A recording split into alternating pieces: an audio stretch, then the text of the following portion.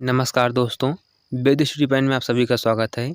आज हम भारतीय संविधान एवं राज्य व्यवस्था का एक बहुत ही महत्वपूर्ण टॉपिक राष्ट्रपति को देखेंगे और आप वीडियो को अंत तक देखना। राष्ट्रपति से संबंधित कोई भी डाउट नहीं बनने पाएगा आपके मन में और जो पुराने क्वेश्चन आए हुए हैं विभिन्न आयोगों में उसको भी हम देखेंगे। और ये इतना अच्छा टॉपिक है कि आप कोई भी एग्ज़ाम दें, चाहे वो यूपीएससी का हो, पीसीएस का हो या यूपीएसआई का, राष्ट्रपति से संबंधित जितने भी प्रावधान हैं, जो भी वाद इनसे संबंधित हुए हैं, जो कोर्ट में गए हुए हैं, इन सब को हम देखेंगे और राष्ट्रपति को पूरा विस्तार से पढ़ेंगे यहाँ पे हम कि कोई भी एग्ज़ाम हो, चाहे वो पीजीटी का एग्ज़ाम हो या जो पीसीएस या स्टेट पीसीएस का होता है, यूपीएससी का कोई भी एग्ज़ाम हो, उनके लिए हम देखेंगे। पहले एक बार इनको ब्रीफ में देख लेते हैं राष्ट्रपति के बारे में। जो अनुच्छेद 53 से दिया गया है और 74 एक है, 74 2 है, 74 1 है, 75 1 है, 75 2 है, 75 3 है। वहीं जो इनका कार्यकाल से संबंधित जो प्रावधान है अनुच्छेद 56 में दिया गया है। जो निर्वाचन संबंधित है वो 54 में दिया गया है। वहीं जो इनसे संबंधित विवाद होता है चुनाव से संबंधित अनुच्छेद 71 में दिया गया है। जो इनकी अर्हताएँ होती हैं राष्ट्रपति की वो अनुच्छेद 56 में दिया गया है। जो इनकी शक्तियाँ होती हैं राष्ट्रपति की उसके बारे में दिया गया है। कार्यपालिका शक्तियाँ, सैन्य है, विधायी शक्तियाँ हैं, राजनयिक शक्तियाँ हैं, न्यायिक शक्तियाँ हैं, आपातकालीन शक्तियाँ हैं, वित्तीय शक्तियाँ हैं या अन्य शक्ति। और उसके बाद जो इनके जब पद रिक्त हो जाता है उस संबंधित जो प्रावधान है वो भी दिया गया है अनुच्छेद 62 में। जो महाभियोग है इनके ऊपर लगता है इम्पीचमेंट वो भी दिया गया है 61 में। अध्यादेश है वो 123 में दिया गया है। जो निर्वाचन की रीति है वो अनुच्छेद 55 में दिया गया है। जो राष्ट्रपति के जो सुप्रीम कोर्ट के जज होते हैं और राष्ट्रपति प्राइम मिनिस्टर हमारे होते हैं, इन दोनों पर महाभियोग लगता है। लेकिन वहीं जो महाभियोग शब्द का जो इंग्लिश में कहा जाता है, जो इनके ऊपर होता है वो होता है रिमूवल। वहीं जो इनके ऊपर लगता है महाभियोग वो होता है इम्पीचमेंट। दोनों में इंग्लिश में ही फ़र्क होता है, बाकी हिंदी में दोनों लोग को महाभियोग ही कहा जाता है। वीडियो को आप अंत तक देखना, राष्ट्रपति से संबंधित कोई भी डाउट नहीं बचने पाएगा। जो पुराने क्वेश्चन है उसको भी हम अंत में देखेंगे। अगर आपको वीडियो पसंद आ रहा है तो वीडियो को लाइक भी करें और चैनल को जरूर सब्सक्राइब करें। इसको हम एक बार अब इसको विस्तार से देखते हैं हम। जो अनुच्छेद 53 है इसमें कहा गया है कि एक राष्ट्रपति होगा जिसमें संघ की कार्यपालिका की शक्तियाँ जो होंगी उसमें निहित होंगी और अपनी शक्तियों का प्रयोग या स्वयं अपने अधीनस्थ अधिकारियों के माध्यम से करेगा। वहीं अनुच्छेद जो 74 एक है इसमें कहा गया है कि राष्ट्रपति को सलाह एवं सहायता के लिए एक मंत्रिपरिषद की आवश्यकता होगी जिसकी जो मुखिया है वो प्रधानमंत्री होगा। राष्ट्रपति की सलाह एवं सहायता के लिए मंत्रिपरिषद का निर्माण होगा और जो इसका मुखिया होगा वो प्रधानमंत्री होगा। एक शॉर्टकट में आप इसको देख सकते हैं। उसके बाद है जो 42वां संशोधन हुआ था 1976 में, इसमें यह प्रावधान किया गया था कि राष्ट्रपति मंत्रिपरिषद की सलाह मानने के लिए बाध्य है। लेकिन वहीं पे जब मोरारजी देसाई की सरकार आई थी तो 44वां संविधान संशोधन 1978 हुआ था, जिसमें यह प्रावधान दिया गया था कि राष्ट्रपति मंत्रिपरिषद की सलाह को एक बार के लिए पुनर्विचार के लिए वापस लौटा सकता है, किंतु जब पुनर्विचार के पश्चात सलाह को मानने के लिए बाध्य होगा। वहीं जो अनुच्छेद 74 2 है इसमें कहा गया है के अनुसार मंत्रिपरिषद ने राष्ट्रपति को क्या सलाह दी है यह जानने का अधिकार किसी भी न्यायालय के पास नहीं होगा। जो मंत्रिपरिषद है वो राष्ट्रपति कौन सी सलाह दे रही है, किसके बारे में दे रही है, जो इसका जानने का अधिकार है वो न्यायालय के पास नहीं होगा। जो 74 2 है इसमें कहा गया है। जो 75 एक है इसमें कहा गया है कि जो राष्ट्रपति होगा ये प्रधानमंत्री की नियुक्ति करेगा और प्रधानमंत्री की सलाह पर जो अन्य मंत्री होंगे उनकी नियुक्ति करेगा। आपको पता होगा मंत्री जो होते हैं 3 प्रकार के होते हैं। एक जो होता है सबसे ऊपर होता है एक कैबिनेट मंत्री होता है, वहीं जो मध्य में होते हैं वो होते हैं राज्य मंत्री और जो नीचे होते हैं उप मंत्री होते हैं।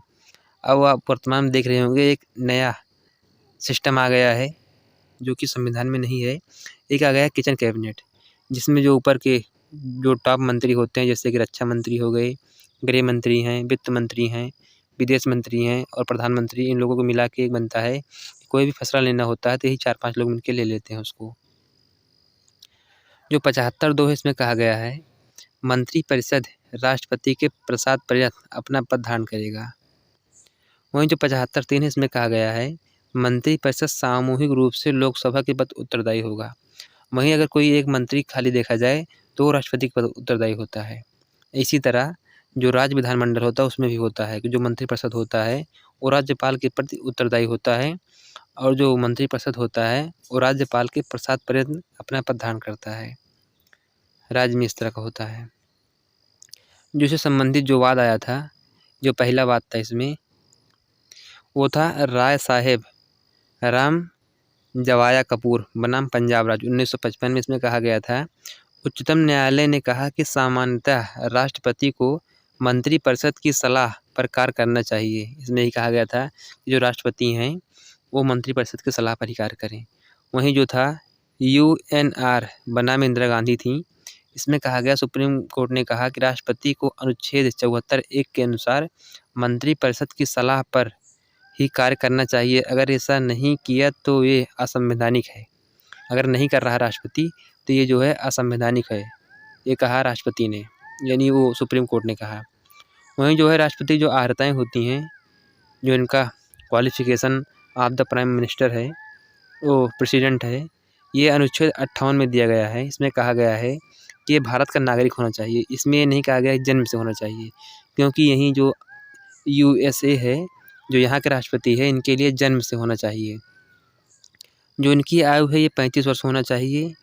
लोकसभा का सदस्य निर्वाचित होने की अर्हता रखते हों, कोई भी लाभ का पद धारण नहीं किया हो, राष्ट्रपति, उपराष्ट्रपति या राज्यों के राज्यपाल और संघ एवं राज्य के मंत्री के पद को लाभ के पद में नहीं आता है।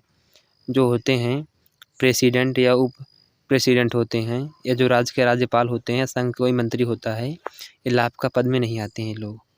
जो इसके अतिरिक्त है, यह है कि उम्मीदवार का नाम कम से कम 50 मतदाताओं द्वारा प्रस्तावित और 50 मतदाताओं द्वारा अनुमोदित होना चाहिए।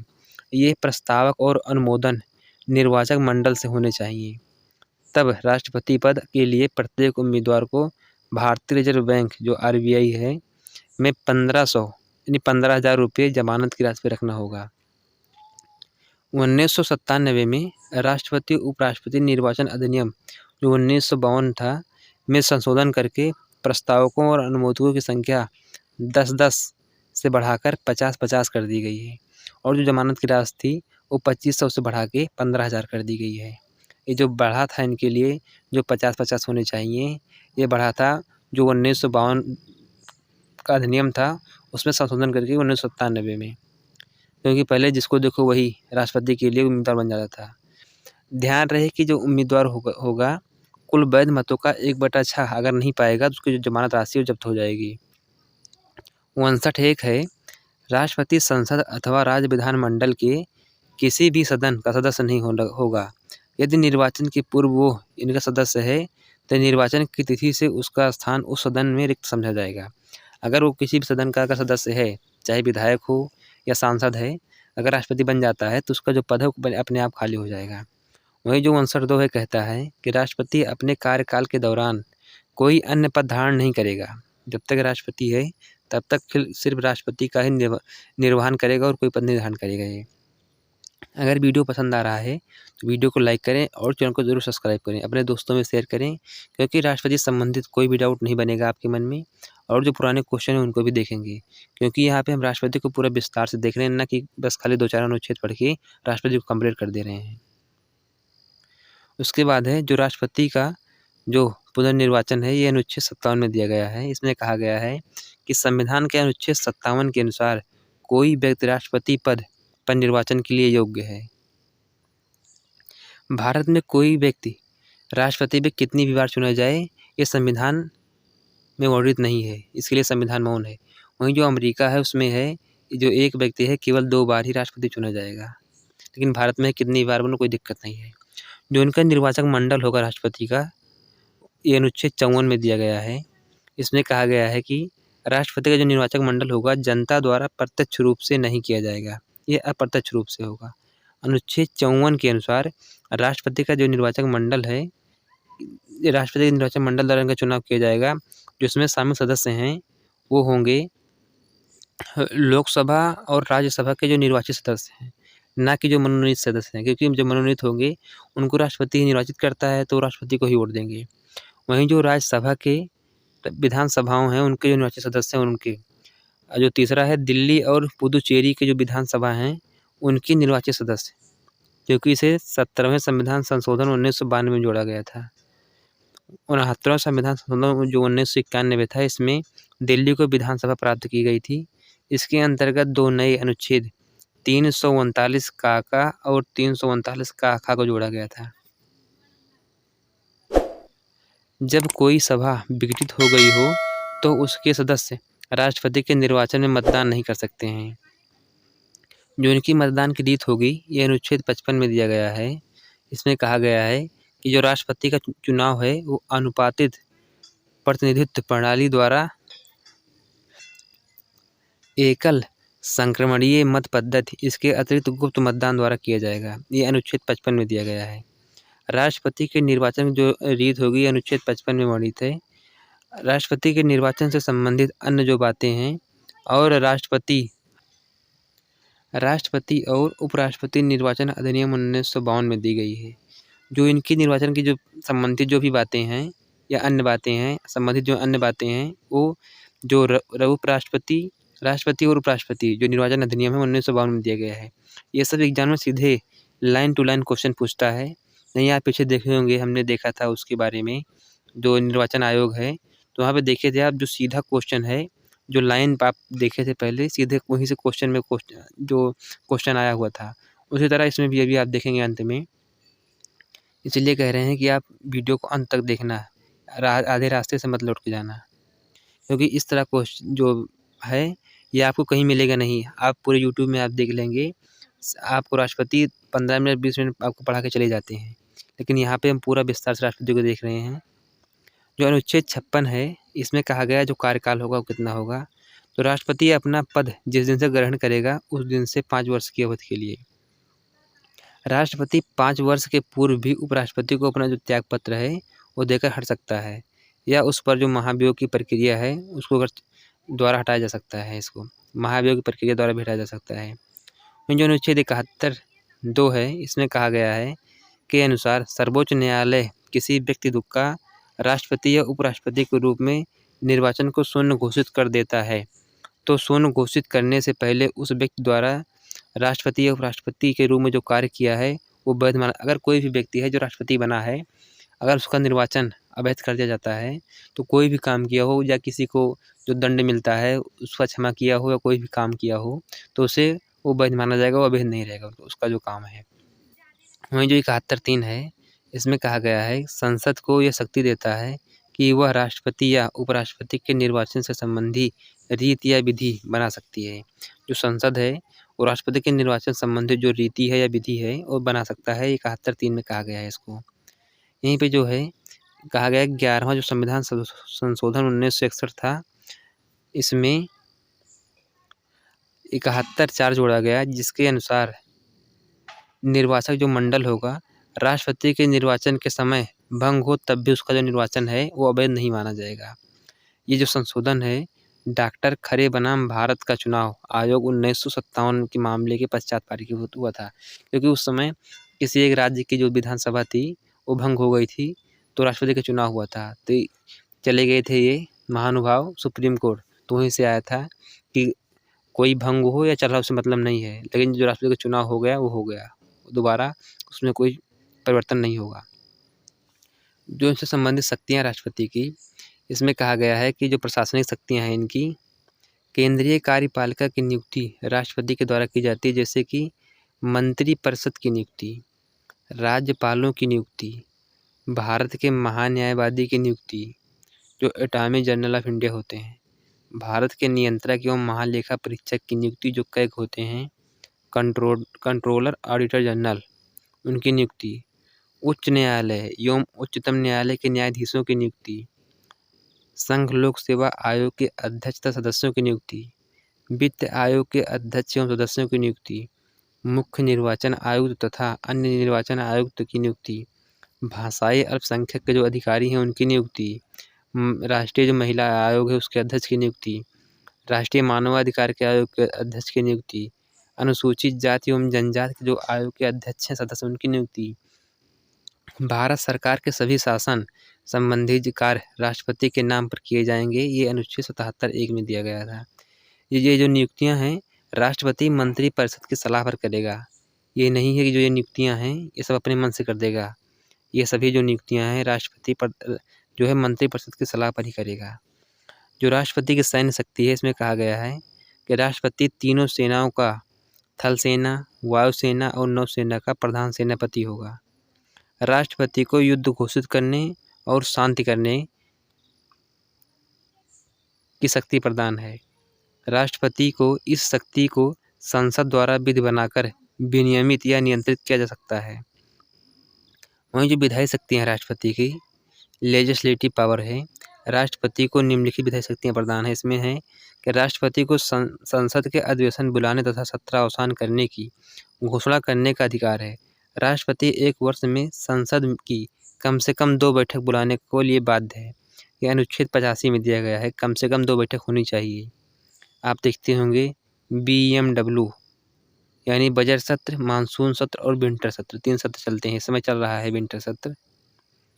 जो संयुक्त बैठक है उसको बुला सकता है राष्ट्रपति, जिसकी अध्यक्षता लोकसभा का अध्यक्ष करेगा। यह अनुच्छेद 108 में दिया गया है। राष्ट्रपति संयुक्त सत्र जो ज्वाइंट सेक्शन है बुला सकता है। यह अनुच्छेद 87 में दिया गया है। जो संयुक्त बैठक है ये दिया गया है अनुच्छेद 108 में। वहीं जो संयुक्त सत्र है ये दिया गया है 87 अनुच्छेद में। संयुक्त सत्र राष्ट्रपति 2 समय बुला सकता है। प्रत्येक नई लोकसभा की पहली बैठक और प्रत्येक वर्ष की पहली बैठक। जो वर्ष की पहली बैठक होती है बजट वाली, उसमें जब नई लोकसभा कोई आती है तो उसकी बैठक। इससे राष्ट्रपति अभिभाषण देता है। यह अभिभाषण मंत्रिपरिषद द्वारा लिखा जाता है। राष्ट्रपति को एक सदन में या दोनों सदनों में सूचना भेजने का अधिकार है। यह अनुच्छेद 86 में है। जो राष्ट्रपति होता है एक सदन या दोनों सदनों में सूचना भेज सकता है। राष्ट्रपति द्वारा राज्यसभा में साहित्य, विज्ञान, कला, समाज सेवा के क्षेत्र में विशेष ज्ञान या अनुभव रखने वाले व्यक्तियों को प्रतिनिधित्व देने के लिए 12 सदस्य मनोनीत किए जाते हैं। यह अनुच्छेद 80 में दिया गया है। और जो राष्ट्रपति लोकसभा में 2 एंग्लो इंडियन को मनोनीत करता है, यह अनुच्छेद 331 में दिया गया है। लेकिन 104वें संविधान संशोधन अधिनियम जो 2019 के तहत है, इसको हटा दिया गया है। अभी वर्तमान समय में है नहीं। राष्ट्रपति कुछ प्रतिवेदन जो रिपोर्ट हैं दोनों सदनों के सामने प्रस्तुत करवाता है, जो निम्नलिखित है, जैसे कि वित्तीय वार्षिक विवरण जो बजट है इसके बारे में अनुच्छेद 112 के तहत इसको जो है संसद में पेश कराता है। वहीं है भारत के नियंत्रक एवं महालेखा जो परीक्षक हैं उनका जो प्रतिवेदन है अनुच्छेद 151 के तहत आता है। ये वित्त जो आयोग की रिपोर्ट है अनुच्छेद 281 में दी गई है। संघ लोक सेवा आयोग की रिपोर्ट अनुच्छेद 323 में दी गई है। राष्ट्रीय अनुसूचित जाति जो आयोग हैं उनकी जो रिपोर्ट है अनुच्छेद 338 में दी गई है। राष्ट्रीय अनुसूचित जनजाति आयोग की जो रिपोर्ट है 338 का में दी गई है। राष्ट्रीय पिछड़ा वर्ग आयोग जो रिपोर्ट है अनुच्छेद 340 में दी गई है। ये जो रिपोर्टें हैं जो राष्ट्रपति है इनको दोनों सदनों में रखवाता है। कुछ बिल पर राष्ट्रपति की पूर्व अनुमति से ही सदन में प्रस्तुत किया जाएगा, जैसे कि अनुच्छेद 3 नए राज्य का निर्माण करना या जो धन विधेयक होता है इनके लिए राष्ट्रपति की पूर्व अनुमति के बाद ही संसद में पेश होगा। राष्ट्रपति द्वारा वीटो लगाना भी उसकी विधायी शक्ति में आता है। राष्ट्रपति द्वारा अध्यादेश जारी करना अनुच्छेद 123 के अंतर्गत ही आता है। ये भी जो इनकी न्यायिक शक्तियाँ होती हैं राष्ट्रपति की, जो न्यायिक शक्तियाँ है जुडिशियल पावर जो है उच्च न्यायालय या उच्चतम न्यायालय के न्यायाधीशों की नियुक्ति राष्ट्रपति के द्वारा। उच्चतम न्यायालय के से सुझाव केवल राष्ट्रपति द्वारा ही लिया जा सकता है। अनुच्छेद 143 143 राष्ट्रपति को क्षमादान की शक्ति प्रदान की गई है। ये अनुच्छेद 72 के तहत है। ये 5 तरह का जो क्षमादान है प्रदान करते हैं ये जो राष्ट्रपति होते हैं। पहला होता है लघुकरण, दूसरा होता है परिहार, तीसरा होता है विराम, वही जो चौथा होता है ये प्रतिलंबन होता है, और जो 5वां होता है क्षमा। अगर वीडियो आपको पसंद आ रहा है तो वीडियो को लाइक कर लें, चैनल को जरूर सब्सक्राइब करें और अपने दोस्तों में भी शेयर करें, ताकि कोई भी जिसको भी एग्ज़ाम देना होगा राष्ट्रपति बहुत ही विस्तार से आप यहाँ पर देख रहे हैं, और जो इससे संबंधित क्वेश्चन है उसको भी आप देखेंगे। जो लघुकरण है इसमें जो दंड की प्रक्रिया जो प्रकृत होती है परिवर्तन होता है। जैसे किसी व्यक्ति को यदि उच्चतम न्यायालय द्वारा 20 साल का कठोर कारावास दिया गया है तो राष्ट्रपति यदि उस व्यक्ति को लघुकरण देता है तो 20 साल का जो कठोर कारावास है उसको 20 साल के सरल कारावास में बदल देता है। इसमें ये कहा गया है कि अगर जो है कोर्ट है कि किसी को 20 साल का सज़ा दिया है वो कठोर जिसमें पत्थर तोड़ना रहता है, इसको कठोर की जगह इसको सरल कर देगा, बस सिर्फ इतना ही करेगा। वहीं जो परिहार है इसमें कहा गया है कि जिसको भी 20 वर्ष सज़ा दी गई है, वो 20 वर्ष की जगह जो कठोर कारावास है 20 वर्ष का, इसमें 20 की जगह इसको 10 कर दिया जाएगा। 10 वर्ष का कठोर कारावास करके इसमें जो परिहार है इसकी जगह ये होता है, बस और कोई परिवर्तन नहीं होता है इसमें। वहीं जो विराम है इसमें होता है, इसके तहत विशेष कारण से जैसे किसी व्यक्ति को कैंसर होना या किसी गर्भवती महिला हो, इसके तहत दंड की मात्रा तथा प्रकृति दोनों कम, जैसे कि 20 साल का अगर सज़ा है कठोर वाली तो 20 की जगह इसको 10 कर दिया जाएगा, वो भी सरल कारावास, और जो इसका जो दंड जो है ये कम कर दिया जाएगा, और उसके बाद जो समय भी वो भी कम कर दी जाएगी, जो कठोर है उसको सरल कर दिया जाएगा, दोनों कम कर दी जाती है इसमें। वहीं जो प्रतिलंबन है इसमें राष्ट्रपति तब देता है जब उस व्यक्ति को मृत्युदंड, फांसी की सज़ा या हो, उस व्यक्ति को प्रतिलंबन मिलने पर उसके दंड पर अस्थायी रोक लगता है या आजीवन कारावास, यानी जो प्रतिलंबन है अगर मृत्युदंड या फांसी होना है तो उसको आजीवन कारावास में बदल दिया जाता है बस। और जो क्षमा है इसमें आपको पता ही होगा, जो राष्ट्रपति है और दंड और बंदीकरण से पूर्णतः मुक्त कर देता है, जाओ जा सिमरन जी ले जिंदगी। राष्ट्रपति जो वीटो पावर होती है यह अनुच्छेद 111 में दिया गया है। इसमें 4 तरह की वीटो होती है इनके पास। एक होती है ऐतिहासिक वीटो, दूसरी होती है विशेषित वीटो, और तीसरी है निलंबनकारी वीटो, चौथी है जेबी वीटो। 4 तरह की इनके पास वीटो होती है। जो भारत के राष्ट्रपति हैं इनके पास केवल लेकिन 3 ही वीटो शक्ति है, जो ऐतिहासिक है, निलंबनकारी है और जेबी। जबकि जो अमेरिका के राष्ट्रपति हैं इनके पास जो होती है ये विशेषित वीटो है, ये भी होती है, लेकिन ये जो हमारे राष्ट्रपति हैं इनके पास नहीं है ये चीज़। वहीं जो ऐतिहासिक वीटो है उसके बारे में जो है, ऐतिहासिक वीटो वो होता है जब राष्ट्रपति किसी विधेयक पर अपनी अनुमति नहीं देता है तो इस प्रकार इस विधेयक पर अस्तित्व समाप्त हो जाता है और जो अधिनियम है वो नहीं बन पाता है। सामान्यतः इस वीटो का प्रयोग गैर सरकारी विधेयकों के संबंध में किया जाता है। गैर सरकारी सरकारी विधेयक मतलब ये होता है कि जो मंत्री पेश करते हैं वो सरकारी विधेयक होता है, वहीं जो संसद जो सदस्य होते हैं या कोई आम लोग अगर उसको पेश करता है तो ये होता है गैर सरकारी, यानी प्राइवेट जो विधेयक है उसको कहा जाता है प्राइवेट विधेयक। राष्ट्रपति की जो ऐतिहासिक वीटो है शक्ति मंत्रिमंडल की इच्छा के अनुसार होती है, जो मंत्रिमंडल चाहेगा वही करेगा। जो मंत्रिमंडल है शब्द है ये अनुच्छेद 352 में दिया गया है, क्योंकि जो है जब राष्ट्रपति आपात लगेगा, यानी जब राष्ट्रीय आपात लगेगा तो बिना मंत्रिमंडल की लिखित सिफारिश पर नहीं लगेगा ये। सर्वप्रथम इस वीटो का जो प्रयोग है वो डॉक्टर राजेंद्र प्रसाद द्वारा पेप्सू विनियोग विधेयक 1994 के मामले में किया गया था। वहीं जो विशेषित वीटो है यह अमेरिका के राष्ट्रपति के पास है। इसके तहत यदि कोई विधेयक सदन के पास होकर राष्ट्रपति के पास जाता है, यदि राष्ट्रपति उस विधेयक को पुनर्विचार के लिए सदन को वापस करता है, तत्पश्चात यदि सदन 2/3 सदस्यों से पारित कर देता है तो यह अधिनियम बन जाता है, चाहे उस पर राष्ट्रपति का हस्ताक्षर क्यों ना हुआ हो। यह है विशेषित वीटो। वहीं जो निलंबनकारी वीटो है यह है जब राष्ट्रपति किसी विधेयक, धन विधेयक या संविधान संशोधन विधेयक को छोड़कर सदन में पुनर्विचार के लिए वापस कर देता है, तो यदि संसद साधारण बहुमत से उस विधेयक को पुनः पारित कर देते तो राष्ट्रपति की अनुमति देना उस पर बाध्यकारी हो जाता है। सर्वप्रथम इस वीटो का प्रयोग 1991 में राष्ट्रपति वेंकट रमन ने संसद सदस्यों के वेतन भत्ते तथा पेंशन संशोधन विधेयक के संबंध में किया था। वहीं जो जेबी वीटो है इसमें है कि इस मामले में राष्ट्रपति ना ही विधेयक पर अनुमति देता है, न ही पुनर्विचार के लिए वापस करता है, यानी मतलब कि अपने जेब में रख लेता है, ना हाँ करेगा ना नहीं करेगा। संविधान में किसी विधेयक पर राष्ट्रपति द्वारा अनुमति देने या न देने के लिए किसी समय सीमा का प्रतिबंध नहीं है। इस पर नहीं है कि अगर आपका विधेयक गया है तो आप 2 दिन में इसको साइन करके आप आगे भेज दीजिए। सर्वप्रथम जो जेबी वीटो है इसका प्रयोग ज्ञानी जैल सिंह ने 1986 में भारतीय डाक जो संशोधन था उसके संबंध में किया था। उस समय राजीव गांधी की सरकार थी। ऐसा था इसमें। ऐसे विधेयक जिन्हें सदन में पेश करने से पहले राष्ट्रपति की अनुमति की आवश्यकता होती है, ये होता है धन विधेयक, जो कि अनुच्छेद 110 में दिया गया है। यह केवल लोकसभा में ही पेश किया जाएगा।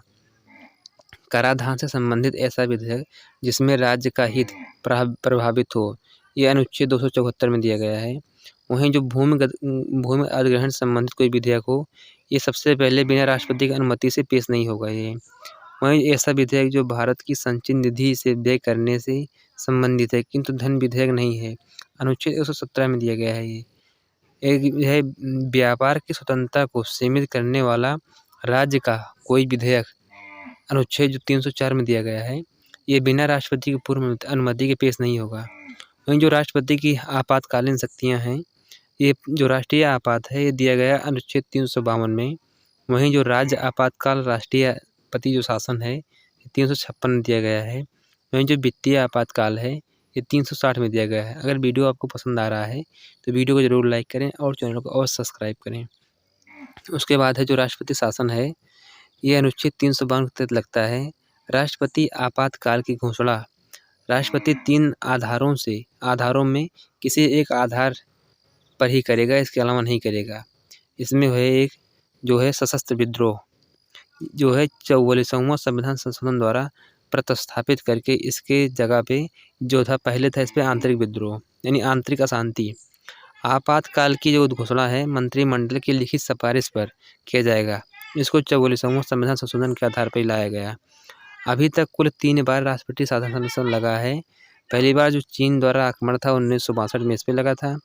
पाकिस्तान द्वारा जो आक्रमण हुआ था 1971 में, इस पर भी लगा था। और जो आंतरिक अशांति के आधार पर जो कांग्रेस सरकार ने 1975 में लगाया था जो राष्ट्रीय आपात, इसमें यानी 1962 में चीन के आक्रमण द्वारा, 1971 में पाकिस्तान के द्वारा आक्रमण जो हुआ था, और तो जो कांग्रेस सरकार ने लगाया था 1975 में इंदिरा गांधी के शासनकाल में वो था। में जो राज्य आपातकाल है 1956 में दिया गया है। इसमें कहा गया है यदि किसी राज्य के पास राज्यपाल से रिपोर्ट मिलने पर या राष्ट्रपति को ये समाधान हो जाए कि उस राज्य में जो संवैधानिक तंत्र है वो विफल हो गया है, तो वहाँ पर राष्ट्रपति शासन जो है इसकी उद्घोषणा करके उस राज्य का जो शासन है अपने हाथों में ले सकता है राष्ट्रपति। वहीं जो वित्तीय आपातकाल है इसको दिया गया है 360 में। यदि राष्ट्रपति को ये महसूस हो जाए कि भारत की जो वित्तीय साख है वो खतरे में है, तो वो वित्तीय आपातकाल लगा सकता है। जो वित्तीय आपातकाल है इसकी घोषणा 2 माह के पश्चात प्रवर्तन में नहीं रहेगी, जब तक कि इसके पूर्व उसे संसद द्वारा अनुमोदित नहीं कर दिया जाए। जो राष्ट्रपति की पद की रिक्तियां हैं वो किस तरह रिक्तियां होती हैं राष्ट्रपति के पद की, उसको जान लेते हैं। राष्ट्रपति जो पद रिक्ति है, राष्ट्रपति का 5 वर्ष का कार्यकाल समाप्त हो जाए तब हो सकती है, या अपना त्यागपत्र उपराष्ट्रपति को दे दे तब भी हो सकती है, जो अनुच्छेद 56 का में दिया गया है। या महाभियोग की जो प्रक्रिया है इसके द्वारा अनुच्छेद 56 जो 56(1) खा है उसके तहत होती है। या राष्ट्रपति की मृत्यु हो जाए, या जो राष्ट्रपति का जो निर्वाचन है अवैध घोषित कर दिया जाए, तभी ऐसा होता है कि जो उनका है पद रिक्त हो जाएगा। या जो महाभियोग है अनुच्छेद 61 के तहत दिया गया है, राष्ट्रपति द्वारा संविधान का अतिक्रमण करने पर उसके विरुद्ध महाभियोग चलाया जाएगा। जो महाभियोग है ये चलाया जाएगा, जो महाभियोग है इस प्रस्ताव पर 1/4 जो सदस्य होंगे उनका हस्ताक्षर होना चाहिए। यदि ये प्रस्ताव उस सदन के जिसमें वो रखा गया है उसके समस्त जो सदस्य हैं कम से कम 2/3 अगर बहुमत से पारित करते हैं, तो फिर ये दूसरा सदन भेजा जाएगा। जो दूसरा सदन है आरोप की जांच करेगा तथा इसमें राष्ट्रपति को बुलाया जाएगा। ये उसका प्रतिनिधित्व बुलाया जाएगा जो इसका प्रतिनिधित्व करता हो राष्ट्रपति का। यदि दूसरा सदन भी प्रस्ताव को 2/3 बहुमत से पारित कर देता है, तो उसी दिन राष्ट्रपति को रिक्त समझा जाएगा।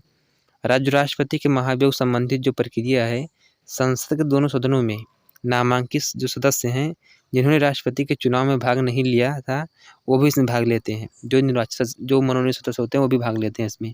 लेकिन जो राज्य विधानसभाओं के निर्वाचित सदस्य होते हैं, जो दिल्ली, पुदुचेरी, संघ राज्य क्षेत्र की जो विधानसभाएं हैं, जो उनके सदस्य निर्वाचित, वो महाभियोग जो प्रक्रिया उसमें भाग नहीं लेते हैं। जो राष्ट्रपति की अन्य शक्तियाँ हैं उनमें है अनुच्छेद 239 के तहत राष्ट्रपति के पास संघ राज्य क्षेत्रों को चलाने के लिए नियम बनाने की शक्ति है। वहीं जो राष्ट्रपति किसी जाति को अनुसूचित जाति घोषित कर सकता है, इसकी शक्ति राष्ट्रपति के पास है, या किसी अनुसूचित जाति को अनुसूचित जाति से बाहर भी निकाल सकता है। ये अनुच्छेद 341 में दिया गया है। किसी अनुसूचित जनजाति को उस जाति से बाहर निकालना या उस जाति में जनजाति घोषित करना राष्ट्रपति द्वारा किया जाता है। ये अनुच्छेद 342 में दिया गया है। वहीं जो 339 अनुच्छेद है, इसके अनुसार किसी क्षेत्र को राष्ट्रपति क्षेत्र घोषित करना या किसी अनुसूचित क्षेत्र को बाहर निकालना, ये भी राष्ट्रपति के अंदर में ही आता है। वहीं जो अध्यादेश के बारे में दिया गया है, जो अध्यादेश है और राष्ट्रपति किस तरह लागू करेगा, तो भारतीय संविधान के अनुच्छेद 123 में राष्ट्रपति को अध्यादेश जारी करने की शक्ति प्रदान करता है। राष्ट्रपति उस समय अध्यादेश जारी करता है जब उस संसद के दोनों सदन हैं वो नहीं चल रहे हों। अध्यादेश की जो प्रकृति है वो अल्पकालिक, लेकिन प्रभाव व शक्तियाँ संसद के द्वारा बनाए गए अधिनियम की तरह ही होती हैं। धातुत्व तो है कि जो राष्ट्रपति का अध्यादेश होता है वो अनुच्छेद 13(3) के अधीन विधि शब्द के अंतर्गत आता है। ऐसा कोई अध्यादेश जो मूल अधिकारों पर अतिक्रमण कर रहा है वो शून्य हो जाएगा। अभी आप देखे होंगे जो अनुच्छेद 13 है, उसमें अनुच्छेद 13(1) है, 13(2) है और 13(3) इसमें कहा गया, जिसमें कि जो 13(1) है, जो संविधान के पूर्व जो विधियाँ हैं, अगर वो मूल अधिकार पर अतिक्रमण करती हैं तो उनको शून्य कर दिया जाएगा। वहीं जो 13(2) है, उसमें कहा गया है कि जो संविधान जब बन गया तो उसके बाद जो विधियाँ बनेंगी, अगर जब वो अतिक्रमण करती हैं मूल अधिकार पर, तो उसमें शून्य कर दिया जाएगा। वहीं जो 13(3) है, उसमें विधियाँ दी गई, कौन सी विधियाँ होंगी जो कि मूल अधिकार के खिलाफ अतिक्रमण करेंगी, तो उनको शून्य किया जाएगा। अगर वीडियो पसंद आ रहा है आपको, तो वीडियो को ज़रूर लाइक करें और चैनल को ज़रूर सब्सक्राइब करें और बेल आइकन को प्रेस कर लें। साथ ही अपने दोस्तों में भी शेयर करें इसको। अध्यादेश संसद को पुनः बैठक होने पर दोनों सदनों के समक्ष प्रस्तुत किया जाना चाहिए। यदि ये 6 हफ्ते के अंदर इस पर पारित नहीं होती है तो वो निष्क्रिय प्रभाव मानी जाएगी। अध्यादेश किसी पिछली तिथि से प्रभावित किया जा सकता है। ये किसी कर विधि को भी परिवर्तित या संशोधित कर सकती है, लेकिन जो अध्यादेश है ये संविधान संशोधन नहीं कर सकता है। जो सबसे मेन बात है इसकी यही है, जो अध्यादेश है इससे संविधान संशोधन नहीं हो सकता है। राष्ट्रपति द्वारा जारी अध्यादेश पर कोई भी संबंधित राष्ट्रपति आपातकाल से नहीं है। जो राष्ट्रपति जो अध्यादेश है, जो इसका संबंध है राष्ट्रपति आपातकाल, जो इसका संबंध है वो किसी भी राष्ट्रीय आपातकाल से नहीं होगा। जो राष्ट्रपति द्वारा जारी जो अध्यादेश है उसके द्वारा कभी भी वापस भी लिया जा सकता है। ये राष्ट्रपति के पास शक्ति है इसकी। जो संबंधित जो एक बात था, इसमें था कपूर मामला 1970 में, इसमें था कि इस मामले में उच्चतम न्यायालय ने कहा था कि राष्ट्रपति द्वारा जारी किया गया अध्यादेश किसी भी न्यायिक समीक्षा की सकती है, जो इसका पुनर्विलोकन है वो कर सकता है। आपको पता होगा जो न्यायिक समीक्षा है ये कहाँ से लिया गया, ये लिया गया यूएसए से। इसके बारे में आप देख सकते हैं कि लेकिन इंदिरा गांधी चाहती थी कि जो अध्यादेश है इसकी न्यायिक समीक्षा न हो, नहीं तो इनका जो काम है हो नहीं पाएगा। जो से दूसरा वाद है इससे संबंधित, इसमें है कि DC बाधो बनाम बिहार राज्य। इस मामले में सर्वोच्च न्यायालय ने कहा कि जो 5 न्यायाधीशों की बेंच ने सुनवाई करते हुए कहा कि बार-बार अध्यादेश जारी करना विधानमंडल की विधि बनाने की शक्ति पर कार्यपालिका के द्वारा हनन है। न्यायालय ने कहा कि राष्ट्रपति की अध्यादेश जारी करने की जो शक्ति है इसका प्रयोग असाधारण परिस्थितियों में किया जाना चाहिए, न कि राजनीतिक की पूर्ति के लिए किया जाना चाहिए, ये सुप्रीम कोर्ट ने कहा था। न्यायालय ने कहा कि जो अध्यादेश है द्वारा विधि बनाने की शक्ति द्वारा राज्य विधायिका का नहीं है। राष्ट्रपति के जो पद की रिक्ति संबंधी जो प्रावधान है इसमें है कि नए राष्ट्रपति के जो चुनाव है पुराने राष्ट्रपति के कार्यकाल में होना चाहिए, लेकिन पद पर आसीन पुराने जो राष्ट्रपति हैं उनके कार्यकाल के समाप्त होने के बाद ही होगा। यह अनुच्छेद 62 में दिया गया है। जो नए राष्ट्रपति हैं उनका जो चुनाव है ये जो पुराने राष्ट्रपति हैं उनके कार्यकाल में हो जाएगा, लेकिन जो पद हैं जो आसीन होंगे पद पर वो पुराने राष्ट्रपति जब कार्यकाल समाप्त हो जाएगा तभी होंगे वो। जो अनुच्छेद 56(1)(c) है इसमें कहा गया है कि राष्ट्रपति यदि नए राष्ट्रपति का चुनाव नहीं हुआ है, जो पुराना राष्ट्रपति है अपने पद संभालेगा चाहे इसका कार्यकाल समाप्ति क्यों न हो गया हो, जब तक कि नया राष्ट्रपति नहीं आ जाता है। उच्चतम न्यायालय ने कहा है कि राष्ट्रपति निर्वाचन के समय शामिल नहीं है, अर्थात माना कि किसी विधानसभा का विघटन हो गया है तो बचे हुए निर्वाचक मंडल से ही राष्ट्रपति का चुनाव होगा।